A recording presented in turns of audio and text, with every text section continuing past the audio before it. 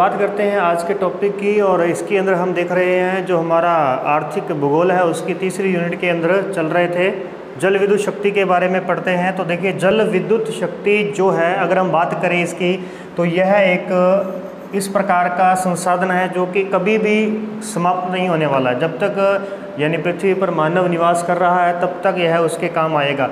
यानी यह जल विद्युत की जो शक्ति है अपन प्राप्त कर सकते हैं वो असीमित है भी, असीमित एवं अटूट है, अटूट जिसे कहते हैं। यानी इसकी लड़ी कभी टूट नहीं सकती, ये अपन बना सकते हैं जब तक चाहे। बस इसके लिए हमें बहुत सी चीज़ों का जो है वो ज्ञान होना चाहिए। वो कौन कौन सी हैं, तो चलिए देख लेते हैं कि बात करें कि हमें इसके लिए आर्थिक जो संसाधनों की आवश्यकता पड़ने वाली है, आर्थिक जो साधन हमें चाहिए वो कौन से हैं। आर्थिक साधनों के अंदर हमें सबसे पहले चाहिए तकनीक। अच्छी तकनीक हमारे पास में होनी चाहिए। उसके बाद में हमारे पास में परिवहन होना चाहिए, परिवहन, बाज़ार होना चाहिए, बाज़ार।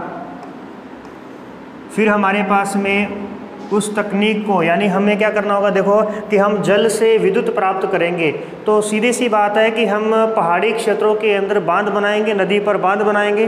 तो नदी पर बांध बनाने के लिए हमारे पास अच्छी तकनीक होनी चाहिए, और उसके लिए जो हमें आवश्यक सामग्री की जो आवश्यकता है हमें, वो अच्छी क्वालिटी का होना चाहिए। या सीमेंट वगैरह, जो बजरी वगैरह होती है, कंक्रीट होती है, वो मजबूत होनी चाहिए। ठीक है, तो हम यहाँ पे लिखते हैं इसके प्रयोग में, प्रयोग सामग्री जो है, इसकी जो सामग्री है वह उच्च क्वालिटी होनी चाहिए, भी उच्च क्वालिटी की होनी चाहिए। हम यहाँ पे नकली किसी वस्तु का प्रयोग नहीं कर सकते क्योंकि ये बहुत ही खतरनाक होता है। फिर उसके बाद में आगे देखते हैं, तो एक हमें सबसे महत्वपूर्ण जो है वो है पूंजी। सबसे महत्वपूर्ण पूंजी है। कैसे जल से विद्युत कैसे तैयार की जाती है, इसके लिए हम एक बांध बनाएंगे, पहाड़ नदी के ऊपर हम बांध बनाएंगे, और उस नदी से जब बांध से जब हम पानी नीचे की ओर गिराएंगे, ये हमने बांध बना लिया यहाँ पे, अब यहाँ से हम पानी गिरा रहे हैं, तो यहाँ पर हम क्या लगाएंगे भी, टरबाइन लगाएंगे, है ना। यहाँ पे ये इस प्रकार से एक हम यहाँ पे पंखा लगाएंगे, पंखा नुमा यहाँ पे हम टरबाइन लगाएंगे। उस टरबाइन को बाद में हम जोड़ेंगे किससे, डायनमो से। टरबाइन, टरबाइन जो होता है, इस टरबाइन को जोड़ा जाता है डायनमो से। डायनमो, डायनमो इस टरबाइन के द्वारा जब घूमता है तो वह बिजली कन्वर्ट करता है, वह मतलब बिजली प्रोड्यूस करता है। बिजली जो तैयार करने का जो काम है वो किसका है, जो विद्युत बनाने का जो कार्य है, विद्युत बनाने का जो कार्य है वो डायनमो का होता है। जबकि टरबाइन केवल और केवल क्या करता है, रोटेशन करता है। उसके ऊपर पानी गिरता रहेगा, पंखों के ऊपर वो रोटेट करता रहेगा, और उसकी रोटेशन से आगे डायनमो रोटेट करेगा। और जब डायनमो रोटेट करेगा तो डायनमो के अंदर जो है वहाँ से दो वायर निकाली जाएंगी, और उस वायर के थ्रू क्या किया जाएगा भी, हम उसकी बिजली को क्या कर सकते हैं, ट्रांसफ़र कर सकते हैं। ठीक है, फिर हम आगे उसकी बिजली को बेच सकते हैं। तो इस प्रकार से उसके बाद में ये तो किसमें आ गई बातें, सारी की सारी तकनीक के अंदर आ गई। फिर हमें इन सब की नॉलेज होनी चाहिए, और फिर उसके बाद में इसका परिवहन, यानी परिवहन कैसे होगा, जल विद्युत का परिवहन कैसे होता है, खंभों के द्वारा, तारों के द्वारा परिवहन होता है। फिर बाजार, इसकी मांग भी तो होनी चाहिए ना, किसी को ज़रूरत ही नहीं है जल विद्युत की, तो फिर क्यों आप बनाएंगे, यहाँ पे इतना खर्च क्यों करेंगे। तो इसीलिए बाजार होना चाहिए। फिर हमारे पास में सामग्री भी हो जिससे हम उच्च क्वालिटी का इस स्तंभ को अपन बना सकें, और सबसे मेन बात होती है पूंजी। तो ये इसको प्रभावित करने वाले कारक होते हैं। आर्थिक कारक हो गए। अब यहाँ पे मैं बताऊँ आपको भौतिक कारक कौन से होते हैं। भौतिक, भौतिक कारक यानी पृथ्वी भी हमारे अनुकूल है कि नहीं है। पहली बात भौतिक कारक में कि हमें यहाँ पर क्या देखना होगा, ऊंचावच। ऊंचावच, हम समतल जगह पर ये नहीं बना सकते, समतल स्थान पर हम बांध नहीं बना सकते। हम बांध बनाएंगे कहाँ, ऊंचाई पर बनाएंगे जहाँ से पानी नीचे गिरता हो, ऐसी हमें यानी स्थान चाहिए होगा, तो वो कहलाता है ऊंचावच। दूसरा हमें क्या चाहिए, जलापूर्ति। जलापूर्ति कैसी चाहिए, निरंतर चाहिए भी। कैसी, निरंतर, निरंतर जलापूर्ति चाहिए। लगातार पानी आना चाहिए। अब हमें कई जगह पर बांध बनाने की भी ज़रूरत नहीं पड़ती। क्यों? क्योंकि कई जगह पर हमें बांध ऑटोमेटिक बने मिल जाते हैं। किस प्रकार से? प्रपात के रूप में, प्रपात, वाटरफॉल, झरने, ठीक है। वो झरने हमारे यहाँ प्राकृतिक झरने होते हैं, तो जहाँ पर झरने होंगे पहले से ही पानी नीचे गिर ही रहा है, तो हम नीचे ले जाकर के टरबाइन ही लगाना है, हमें और कुछ भी करने की जरूरत नहीं होगी वहाँ पे। तो प्रपात होंगे। फिर उसके बाद में देखते हैं तापमान जो है वहाँ पर बना रहे भी, नॉर्मल तापमान वहाँ पे रहना चाहिए, ना तापमान अधिक होना चाहिए और ना ही तापमान कम होना चाहिए। क्योंकि कम होगा तो पानी पीछे का जम जाएगा, ठीक है, बर्फ़ बन जाएगी, तो भी अपनी बिजली नहीं बना पाएंगे। इसलिए ठंडे प्रदेशों में बिजली नहीं बनाई जा सकती। और ज़्यादा गर्मी, जहाँ पे ज़्यादा गर्मी और ज़्यादा सर्दी रहती है ना, तो वहाँ पर क्या होता है कि जो हमने ब्रिज बनाया होगा, जो हमने बांध बनाया होगा, वो बांध टूट जाता है। क्योंकि जो भी भौतिक पदार्थ होते हैं उनके बीच में तापमान के कारण संकुचन और फैलाव होता है, जिसमें अपनों ने अपक्षय की कंडीशन में देखा था, ठीक है। तो उसके अंदर क्या होता है, वो चट्टानें जो होती हैं, इसके अंदर हम चट्टानें लगाएंगे, वो सिकुड़ेंगी फैलेंगी, जिस वजह से वो टूट सकता है। तो इस प्रकार से ये भौतिक कारक चाहिए, ये हमारे पास में आर्थिक कारक होंगे, तो हम क्या कर सकते हैं, अभी जल विद्युत उत्पन्न कर सकते हैं। और इस प्रकार से इसे हम निरंतर असीमित समय के लिए बना सकते हैं। अब हम बात करते हैं कि सबसे अधिक हमें जलापूर्ति यानी जल विद्युत की हमें संभावनाएं कहाँ पर है। तो विश्व में बात की जाए तो सर्वाधिक संभावनाएं जो हैं, सर्वाधिक संभावनाएं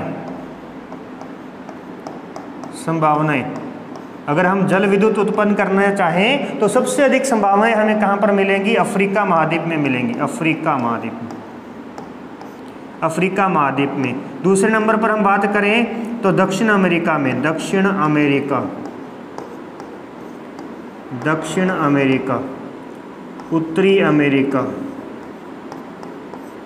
उत्तरी अमेरिका और एशिया, यहाँ पर हमें इस प्रकार से संभावनाएं इसके अंदर सर्वाधिक हैं। परंतु हम अफ्रीका, दक्षिण अमेरिका की संभावनाओं का पूरी तरीके से प्रयोग नहीं कर सकते। क्यों? कारण है इसके पीछे बहुत बड़ा। कौन सा? ध्यान रहे कि सर्वाधिक संभावनाएं, अगर मैं दूसरे तरीके से कहूँ तो सर्वाधिक संभावनाएं मिलती हैं भूमध्य रेखा पर। भूमध्य रेखा पर सर्वाधिक संभावनाएं हैं, संभावनाएं, परंतु इनका प्रयोग नहीं किया जा सकता। हम जितनी भी आज तक परियोजनाएं बनाई हैं हमने और उनका प्रयोग जो हम कर रहे हैं वो सारी की सारी हमने अगर बनाई है तो वो हमें मिलेंगी उष्ण कटिबंधीय, उपोष्ण कटिबंधीय क्षेत्र में। कहाँ पर मिलेंगी? उपोष्ण कटिबंधीय क्षेत्र के अंदर हमने सर्वाधिक जल विद्युत शक्ति का प्रयोग किया है।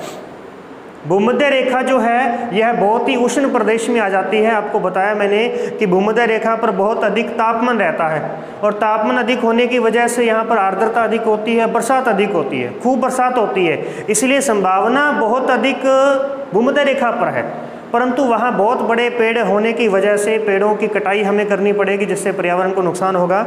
अमेजन नदी जो है वहाँ पर बहुत बड़ी संभावना है, परंतु हम उसके अंदर प्रयोग नहीं कर सकते क्योंकि वो नदी बहुत बड़ी है। हम बांध बनाना चाहेंगे तो बांध बना ही नहीं पाएंगे क्योंकि वो नदी बहुत बड़ी है। तो इसलिए भले हमारे पास में संभावनाएँ हैं फिर भी हम वहाँ पर नहीं कर सकते, तो फिर इसका कोई मतलब नहीं है। तो अब हम बात करते हैं उत्पादन फिर कहाँ पर हो रहा है। वर्तमान में चलते हैं और देखते हैं सर्वाधिक उत्पादन कौन कर रहा है। सर्वाधिक उत्पादन, तो सर्वाधिक उत्पादन जो कर रहा है वो यूएसए है।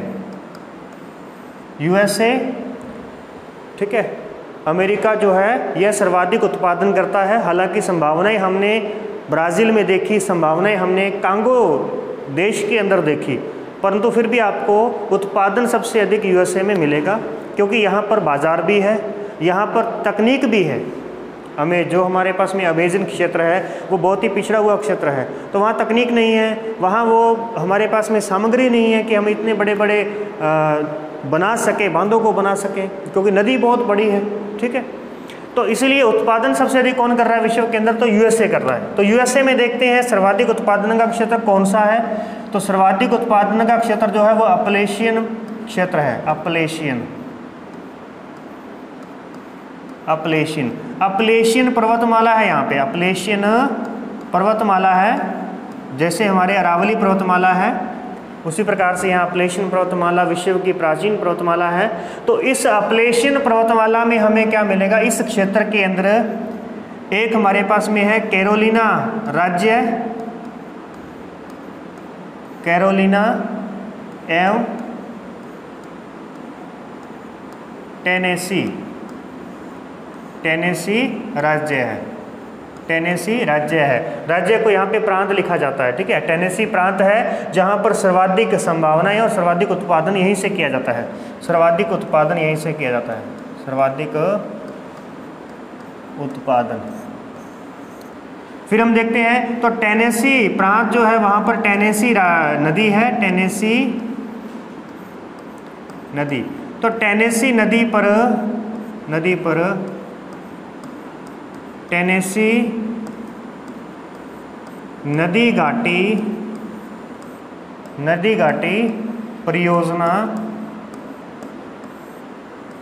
बनाई गई है, नदी घाटी परियोजना बनाई गई है या चलाई जा रही है। नदी घाटी परियोजना यहाँ पे क्या की जा रही है, अभी चलाई जा रही है, चलाई जा रही है। और ये सबसे पहले यहीं पर शुरुआत हमने की विश्व के अंदर, इसीलिए विश्व में जितने भी मॉडल हैं, विश्व में जल विद्युत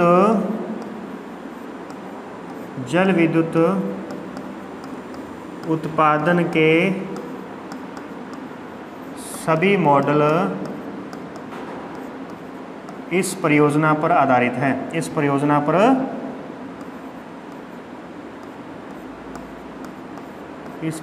पर आधारित है। मतलब जब भी हम अगर नया काम करेंगे तो हम वो पहले देखेंगे कि ये काम किसने किया था और उसने कैसे किया है, इस काम को कैसे शुरुआत की है, तो इसलिए हम देखना जाएंगे वहाँ पे। तो इसलिए जितनी भी उसके बाद में बांध बने हैं, जो भी परियोजनाएं बनी हैं, वो सारी की सारी इस टेनेसी नदी घाटी परियोजना की तर्ज पर बनाई गई है। आगे देखिए तो यहाँ पर हम देख पाएंगे कि इसी अपलेशियन पर्वतमाला के अपलेशियन पर्वतमाला के हमें पूर्व के अंदर, अपलेशियन पर्वत के पूर्व में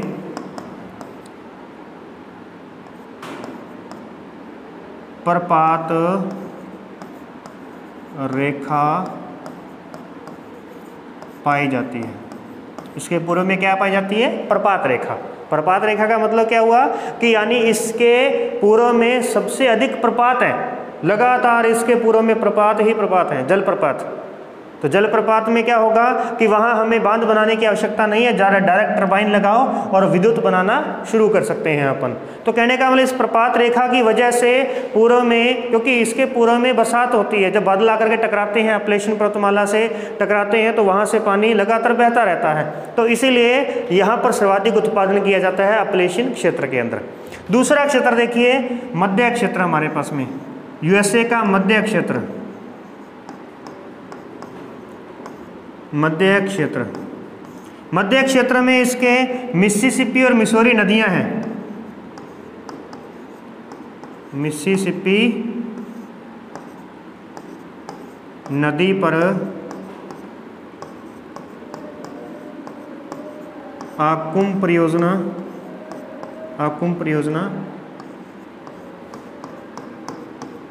मिसौरी नदी पर ग्रेट फॉल्स व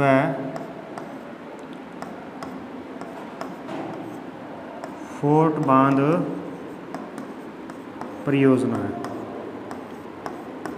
परियोजना से विद्युत उत्पादन किया जा रहा है।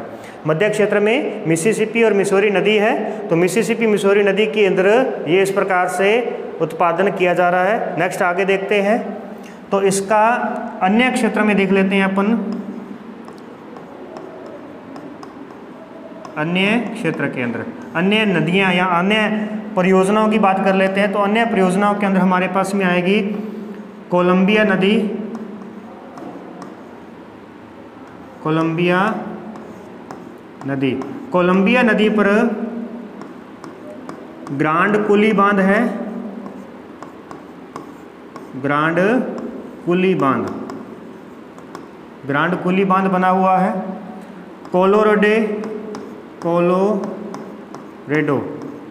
कोलोरेडो नदी जो है ये कैलिफोर्निया में गिरती जाकर कर, तो कोलोरेडो नदी जो है इसमें भी मतलब परियोजना चल रही है यहाँ पे। और एक हमारे पास में है सेक्रामेंटो नदी। तो सेक्रामेंटो नदी जो है यहाँ पर भी, सेक्रामेंटो नदी पर जो है वो सस्ता बांध परियोजना है, सस्ता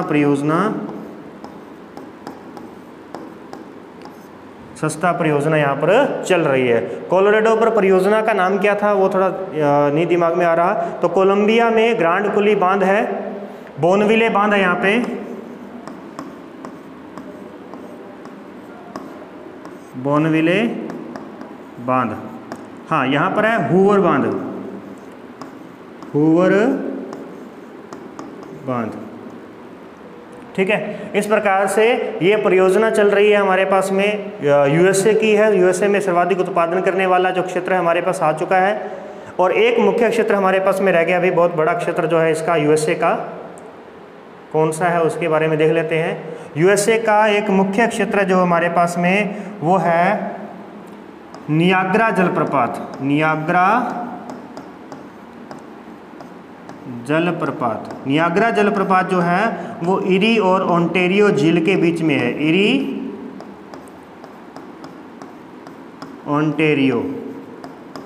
इरी और ओंटारियो जो झील है, इन दोनों के बीच में नियाग्रा जलप्रपात है। विश्व का सबसे बड़ा जलप्रपात कहा जाता है नियाग्रा जलप्रपात जो है। ये जो परियोजना है ये यूएसए और कनाडा की संयुक्त परियोजना है। यूएसए और कनाडा की संयुक्त परियोजना है।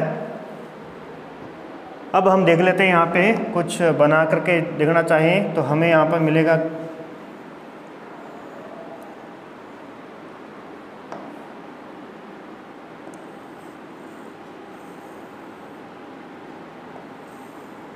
ये इस प्रकार से आप यहाँ पर बना सकते हैं। अभी ये हमारे पास में उत्तरी अमेरिका महाद्वीप बन गया। उत्तरी अमेरिका महाद्वीप में मैं बताऊँ आपको तो ये हमारे पास में जो क्षेत्र है ये ग्रेट लेक्स वाला क्षेत्र है। 5 जिले यहाँ पर, और यहाँ पर हमारे पास में नीचे मैक्सिको आ गया। ठीक है, नीचे कौन सा आ गया? मैक्सिको। अब यहाँ पर अगर मैं नदी की बात करूँ, नदी देख लीजिएगा तो इस ओर हमारे पास में मिसिसिपी और उसकी सहायक नदी है मिसौरी। तो मिसिसिपी और मिसौरी नदी आ गई मध्य में। यहाँ पर कोलंबिया नदी है, कोलंबिया के पठार में। उसके बाद में कोलोरेडो नदी है। कोलोरेडो नदी जो है उसका जल जो है वो कैलिफोर्निया की खाड़ी में जाकर के गिरता है। और एक हमारे पास में सेक्रामेंटो नदी। ठीक है, यहाँ पर हमने क्या क्या लिखा था यहाँ पे? कोलंबिया, कोलोरेडो, सेक्रामेंटो और नियाग्रा। यदि मैं यहाँ पे बात करूँ आपकी तो देखना जरा, पहले कोलंबिया लिखा हमने तो ये कोलंबिया है सबसे पहले वाली। दूसरी जो है कोलोरेडो, ये दूसरे नंबर वाली है। तीसरे नंबर पर हमारे पास में सेक्रामेंटो है, तो तीसरे नंबर पर ये आ गई। और चौथे नंबर पर नियाग्रा जलप्रपात है, तो नियाग्रा जलप्रपात जो है यहाँ पर है, ये 4 नंबर हो गया। 5 नंबर यदि मैं मिसिसिपी मिसौरी को दूँ तो 5 नंबर और 6 नंबर दे देते हैं। चलो यहाँ पे तो 5 नंबर आप देख पाएंगे कि मिसिसिपी हमारी ये वाली है 5 नंबर, और 6 नंबर ये वाली है। ये मिसिसिपी और मिसौरी हो गई है। आपको मैं मैप पे बना करके दूंगा अच्छी तरीके से ये नदियों को। फिलहाल आप एक बार इस प्रकार से नोट्स के अकॉर्डिंग पढ़िए। बाद में अपने को ज़्यादा इंपॉर्टेंट किसकी है, ज़्यादा मानचित्र चाहिए अपने को। आप इस प्रकार का यदि मैप बना करके और इन सब के बारे में अगर लिख देंगे, थ्योरी लिख देंगे, बस हमारा काम हो गया। इतना हमें चाहिए यहाँ पे। ठीक है, इस प्रकार से चलिए आगे बढ़ते हैं। कनाडा की बारे बात करते हैं। तो कनाडा की बात करें तो कनाडा का जो दक्षिणी पूर्वी क्षेत्र है, दक्षिण पूर्वी क्षेत्र सर्वाधिक सर्वाधिक औद्योगिक क्षेत्र है, अभी औद्योगिक क्षेत्र है। इस औद्योगिक क्षेत्र के अंदर मैं बताऊं आपको, तो एक तो ओंटारियो राज्य आता है, ओंटारियो एवं क्यूबेक प्रांत, क्यूबेक प्रांत इसका सबसे बड़ा औद्योगिक क्षेत्र है। ये हमसे इस प्रकार से हम आगे चल करके औद्योगिक पेटियों के बारे में पढ़ेंगे। प्रत्येक महाद्वीप की लगभग जो औद्योगिक पेटियां हैं, देश हैं, उनके बारे में अपने को देखना है। इसलिए याद रखना कि कनाडा की औद्योगिक पेटी कहाँ पर स्थित है। तो कनाडा की औद्योगिक पेटी ओंटारियो और क्यूबेक प्रांतों में स्थित है, क्योंकि कनाडा का लगभग 40% भाग जो है वो ठंडे प्रदेशों में होने की वजह से जमा रहता है, वहाँ पर बर्फ़ जमी रहती है, इसलिए वहाँ पर इसका उत्पादन नहीं हो पाता। इसके सर्वाधिक औद्योगिक क्षेत्र यहाँ पर हैं और इसकी सर्वाधिक जल विद्युत उत्पादन होगा, जल विद्युत उत्पादन इसी क्षेत्र में होता है, इसी क्षेत्र में होता है। इस क्षेत्र में यदि बताऊं आपको तो कौन सा आएगा, नियाग्रा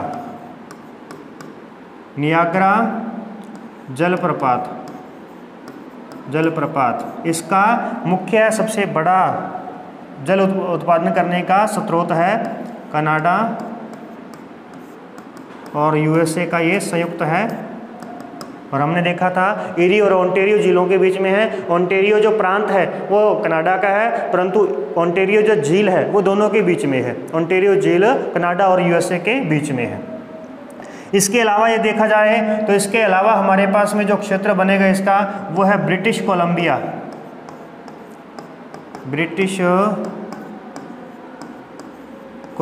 प्रांत। ब्रिटिश कोलंबिया जो प्रांत है, वहाँ पर भी क्या किया जाता है, अभी उत्पादन किया जाता है। इसमें रॉकी पर्वतमाला आती है, रॉकी पर्वत यहाँ पे आता है। रॉकी पर्वत के कारण यहाँ पर कुछ प्रपात बनते हैं, रॉकी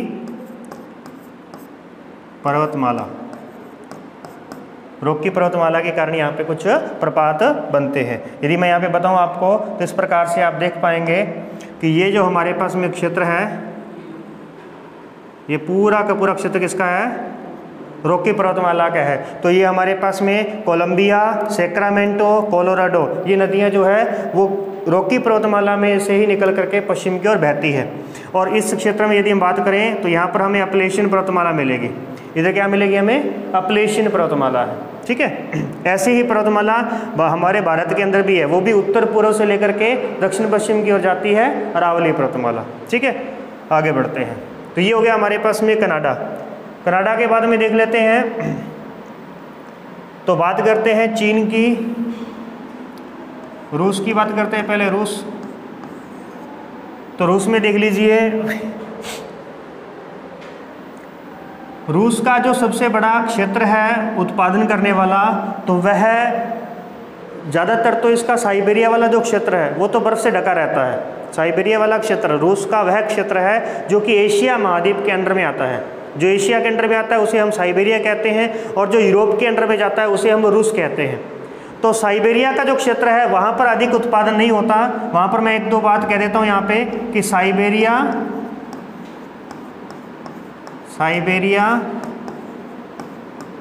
क्षेत्र में उत्पादन कम है, क्योंकि इसके औद्योगिक जो पेटियां हैं वो भी साइबेरिया में नहीं है। तो इसीलिए जब उद्योग ही नहीं है वहाँ पे तो बाज़ार नहीं है, तो इसकी डिमांड भी नहीं है। और दूसरी बात, वहाँ पर बर्फ़ होने की वजह से वहाँ इसका उत्पादन भी ना के बराबर ही है। लेकिन जो यूरोप के अंडर में आता है, यूराल पर्वतमाला की साइड में, वहाँ पर उत्पादन होता है। जैसे वहाँ पर वोल्गा नदी है, वोल्गा नदी परियोजना, वोल्गा नदी पर हमारे पास में परियोजना आती है एक भी, वोल्गा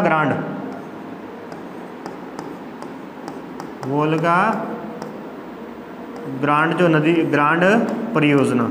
वोल्गा नदी पर कौन सी परियोजना है, वोल्गा ग्रांड परियोजना है। इसके अलावा इस क्षेत्र में नदी आती है, डॉन नदी घाटी परियोजना इस क्षेत्र में आती है। तो इसके अलावा यहाँ पर और ज़्यादा उत्पादन नहीं होता है। वोल्गा और डॉन इसकी मुख्य नदियाँ हैं, और एक नदी है नीपर नदी भी, नीपर नदी परियोजना। 3 नदियाँ आपने मुख्य याद रखनी है, रूस की वोल्गा, डॉन और नीपर। बाकी इसका उत्पादन इसी क्षेत्र से होता है। और आगे बढ़ते हैं तो नेक्स्ट हम देखते हैं इसके बाद में चीन की बात करें तो चीन के अंदर भी थोड़े अजीब से नाम अपने को मिलेंगे देखने को। चीन का जो उत्पादन क्षेत्र है, इसका जो मैदान है, इसका जो सबसे बड़ा मैदान है, जो मैदानी क्षेत्र है वह उत्तर पूर्व में है, जिसे मंचूरिया कहते हैं, मंचूरिया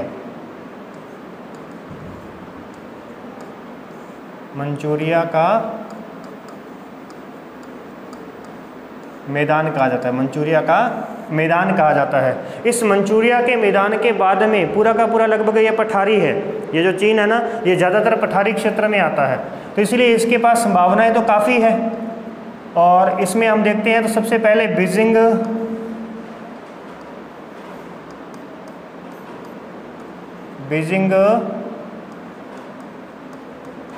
के पास उत्पादन होता है, बीजिंग के पास में उत्पादन होता है। इसके अलावा एक इसकी नदी जो है सिक्यांग नदी है,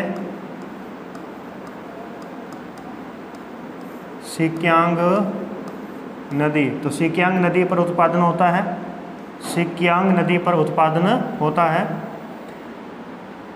और एक और हम बात करें तो इसके जो पठारी क्षेत्र है, इसका पठारी क्षेत्र हमें मिलेगा दक्षिण पश्चिम की तरफ मिलेगा। तिब्बत का पठार यहाँ पर स्थित है, तिब्बत का पठार। इस तिब्बत के पठार से जो सबसे लंबी नदी है यांगटीसी कियांग, ये यांगटीसी कियांग जो नदी है, यांगटीसी कियांग नदी एशिया की सबसे लंबी नदी है, एशिया की सबसे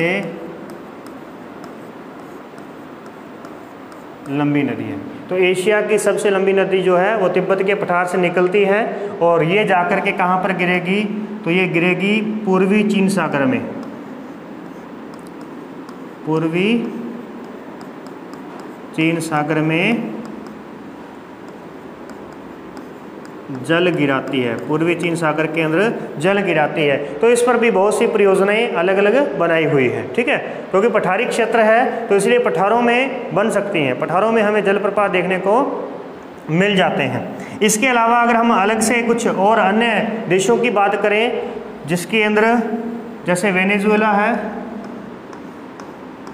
वेनेजुएला हालांकि उत्पादन में तो इसका स्थान नहीं आता, परंतु यहाँ वेनेजुएला में क्या है, अभी वेनेजुएला में जो ओरिनिको नदी है उसकी एक सहायक नदी है केरो, तो वहाँ पर बना हुआ है विश्व का सबसे ऊंचा जलप्रपात। क्या नाम है अभी, एंजिल जलप्रपात। एंजिल जलप्रपात जो है ये केरो नदी पर है, केरो नदी, ओरिनिको की सहायक नदी पर ये बांध बना हुआ है, अपने क्या एंजिल जलप्रपात बना हुआ है। तो ये हो गया हमारे पास वेनेजुएला का। इसके अलावा बात करें तो नाइजीरिया देश है अफ्रीका महाद्वीप के अंदर। तो नाइजीरिया देश में देखें तो नाइजर नदी पर बांध बना है, यहाँ पे केंजी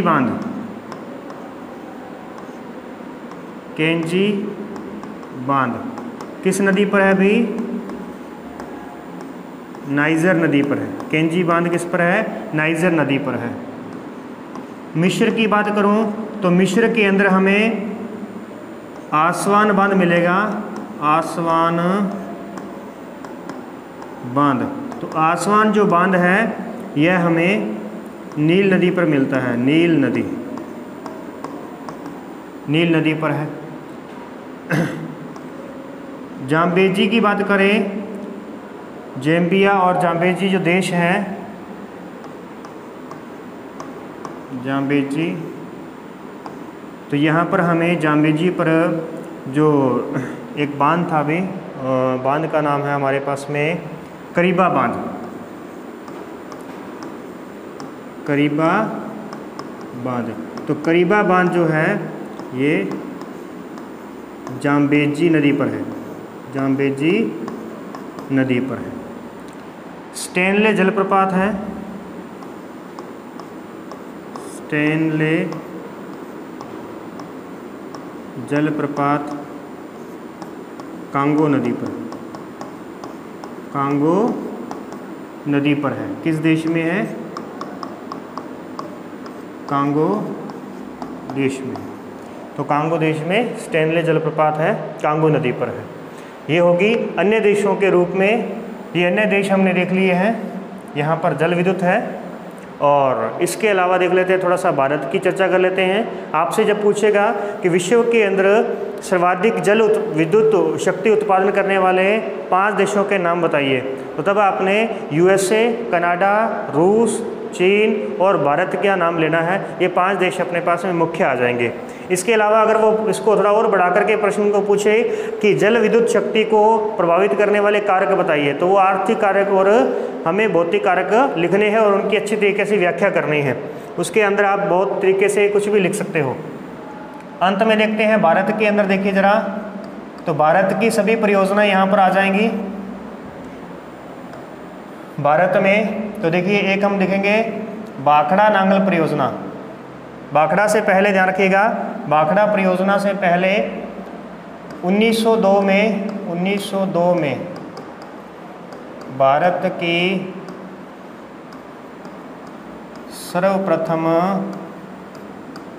सर्वप्रथम जो परियोजना है वो शिव समुद्रम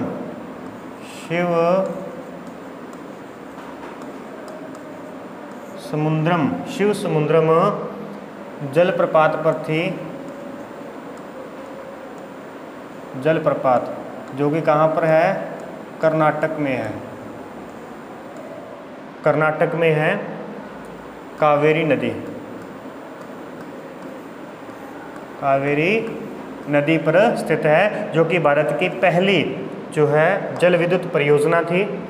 उसके अलावा हम बात करें तो भाखड़ा नांगल परियोजना कहाँ मिलेगी हमें? सतलज नदी पर, सतलज नदी पर, जो कि भाखड़ा बांध की बात करें, भाखड़ा बांध, भाखड़ा और नांगल ये 2 बांध है, ध्यान रखना। सतलज नदी पर 2 बांध बने हुए हैं, तो इनको एक साथ कहा जाता है भाखड़ा नांगल परियोजना। भाखड़ा बांध जो है यह भारत का सबसे ऊंचा बांध है, ऊंचा बांध है। फिर उसके बाद में देखिए टिहरी बांध, टिहरी बांध। जितने भी बांध बनाए जाते हैं वो किसी न किसी परियोजना के लिए बनाए जाते हैं, या तो वो जल उत्पादन के लिए किया जाता है, वह बहुउद्देशीय परियोजना भी कहलाते हैं। बहुउद्देशीय परियोजनाएं कौन सी होती हैं? जिसमें बहुत से उद्देश्य हमारे क्लियर होते हैं, जिससे हम सिंचाई के लिए जल भी ले जा सकते हैं, पानी के लिए हमें पीछे झील मिल जाएगी, उस बांध के पीछे झील मिल जाएगी, और वहाँ से हम विद्युत भी उत्पन्न कर सकते हैं, इसलिए उसे बहुउद्देशीय परियोजना कहा जाता है। टिहरी बांध जो है यह भी परियोजना है, तो यह भागीरथी नदी पर है, भागीरथी नदी कहाँ पे भी? उत्तराखंड के अंदर है, उत्तराखंड में। और यह भारत का सबसे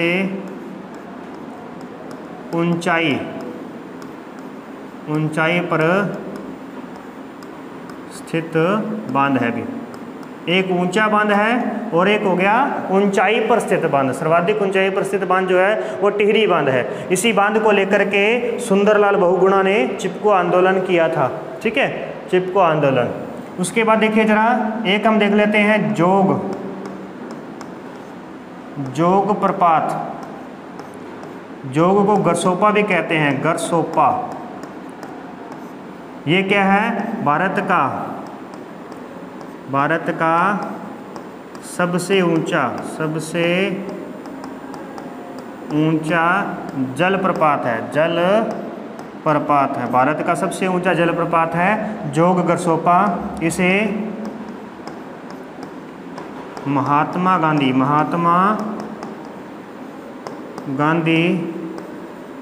जलप्रपात भी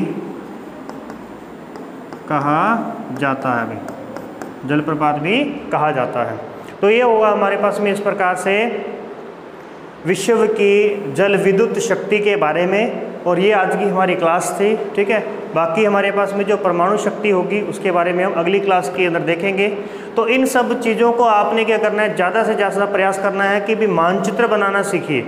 और मानचित्र हमें ऐसा नहीं कि भी बातें हमें 2 बतानी थी और हमने पूरे पेज पर एक विश्व का मानचित्र बना दिया और सिर्फ 2 ही बातें लिखी। नहीं, अगर आपको लग रहा है कि मुझे उत्तरी अमेरिका में कुछ बताना है तो उत्तरी अमेरिका का मानचित्र बनाइए, कुछ आधे पेज पर बना लीजिए ताकि आधे पेज पर आप उसके बारे में लिख सकें और आधे पेज पर उस मानचित्र के बारे में उसमें बना सके कुछ ना कुछ।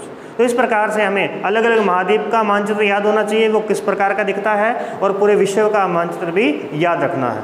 बाकी जितनी भी परियोजनाएं हैं, जो भी पॉइंट्स होंगे, वो सारे के सारे मैं आगे आने वाले समय में उसको बना करके आपको दे देंगे। ठीक।